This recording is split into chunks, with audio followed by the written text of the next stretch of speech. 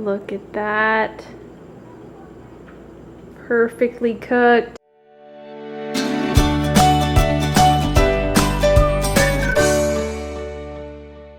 I'm making pizza for dinner. Listen to the music. Nice. Eating grapes. Okay, so when I make my pizza, I have a couple tricks. Start with water and salt. The exact recipe is on my blog. And then you need to add like onion powder and garlic powder. That will help give it more flavor. Also, a little bit of sugar always helps. Also, you need to add more salt than you think. I added a whole tablespoon. It's a lot. So you just basically add your flour and yeast, and basically you just keep mixing until it forms a kind of a ball. This is actually called a Bosch. Everybody always asks me what kind of mixer I have. It's like a 30-year-old Bosch, so it's still kicking, and I'm gonna use it until it breaks. Well, it's broken right here, but until it really breaks. Okay, here's the trick to having really fluffy pizza. This is the trick to not get it to be doughy. You have to fill a bowl with a little bit of oil. So you put the dough in the bowl and then it's gonna rise. And I'm gonna show you after it rises why the oil was so important. So while my dough is rising and this is my goat milk mozzarella. While that is thawing, I'm gonna make a grain-free crust. So I think I'm gonna try Primally Inspired. Kelly from Primally Inspired has really good recipes. Okay, so I'm back. I had to charge the camera.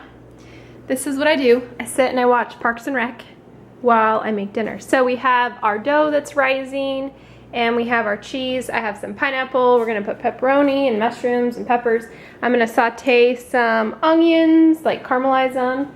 And I made this grain-free crust. This is Primally Inspired's crust. It actually turned out really well. I still need to bake it. I think I have to bake it for like 15 minutes first, and then I can put the toppings on and then bake it the rest of the way. So stay tuned. So long story short, I am on like a thyroid diet and it's helped a ton, but it is grain-free. So that kind of sucks. But I've actually gotten really used to it. And it's not as bad as you think. And I'm feeling better, that's the biggest part. So I'm gonna get to cooking my onions and I'll be back. Okay guys, the dough is ready. So I'm gonna show you why the oil was so important. So what I'm gonna do is dump it out onto each of these parchment papers. And the importance is that I don't wanna really push this down a lot. So let me set this right here and you can kind of see what I'm doing.